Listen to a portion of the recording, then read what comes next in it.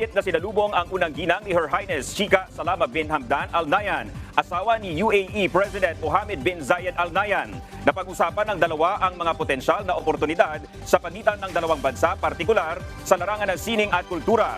Tinalakay rin ang hakbang sa kung paano pa pagbubutihin ang artistic landscape ng dalawang bansa sa pamamagitan ng pagtutok sa early childhood development at pagpaprioridad sa pag-i-invest sa human capital.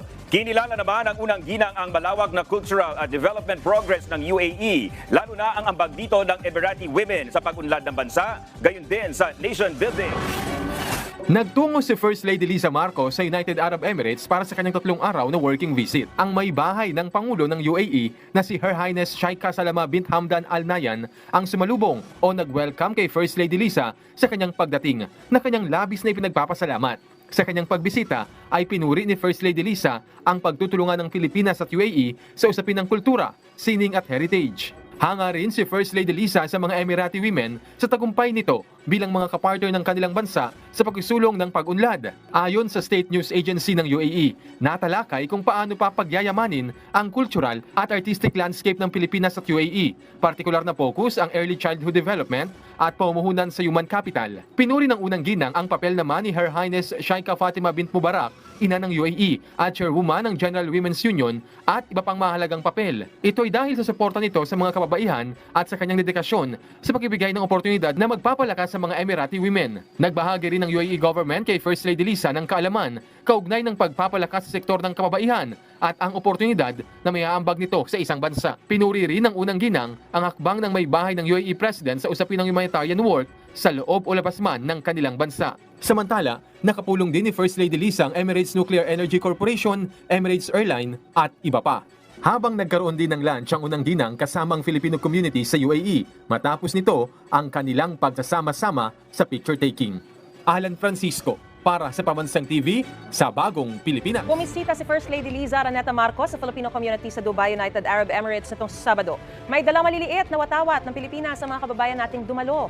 Naroon din ang ilang matataas na opisyal ng gobyerno ng Pilipinas. Ayon sa mga OFW, masaya silang makita ang unang ginang. Sinabi naman ng First Lady sa mga OFW na bibisita si Pangulong Bongbong Marcos sa UAE sa Nobyembre. First Lady Luis Araneta Marcos! Mahigit 200 leader ng Filipino community, negosyante at professionals ang mainit na sumalubong kay First Lady Liza Araneta Marcos sa Dubai, UAE.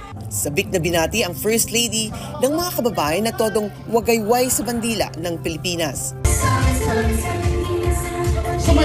May sayawan pa sa event, pero highlight nito ang kamustahan sa mga Pinoy. Ako'y masaya na dumating dito ang ating First Lady kasi almost 4 na dekada na ako dito sa UAE at ngayon lamang nagkaroon ng isang First Lady na bumisita dito sa Dubai. On behalf of the Philippine Business Council, we're very grateful that the First Lady is here in Dubai, United Arab Emirates, and I hope this is the start na magkaroon ng more collaborations between two countries. We welcome you to United Arab Emirates, especially in Dubai. Ahlan wa sahlan in Arabic. Welcome. Masayang ibinalita naman ni Marcos ang ilang naging bunga ng kanyang 3-day working visit sa Abu Dhabi at Dubai, UAE. Kabilang na rito ang pakikipagpulong sa ilang opisyales, negosyante at mamumuhunan, partikular sa energy at investment sector. Ikinwento rin niya ang pagdalaw niya sa royal family ng UAE kung saan natalakay ang ilang oportunidad para mapalakas pa ang kooperasyon sa dalawang bansa. Todo papuri rin niya ang royal family sa kabutihan at sipag ng mga Pinoy. And I cannot even begin to tell you, from the time we entered till the time we left, they were all praises for the Filipinos. In the 24 hours that I've been here and the people I meet, that's all I keep hearing about, how wonderful the Filipinos are. Iyak na ako.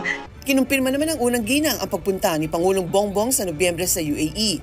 Kaninang umaga, ginising ako ng asawa ko. Sabi niya, pupunta ka na ba sa Dubai? Sabi ko, honey, I'm on my way. Sabi niya, please tell them that I intend to keep my promise to come here in November. Bago sa Dubai, una ring nakipagkita sa Filipino leaders sa Abu Dhabi ang First Lady. Ipinagpasalamat naman ni Marcos ang mainit na pagtanggap sa kanya ng UAE. Sa Agosto ipagdiriwang ang ika-50 anibersaryo ng diplomatic relations ng UAE at Pilipinas. Para sa TFC News, Raquel Sarinel, Dubai,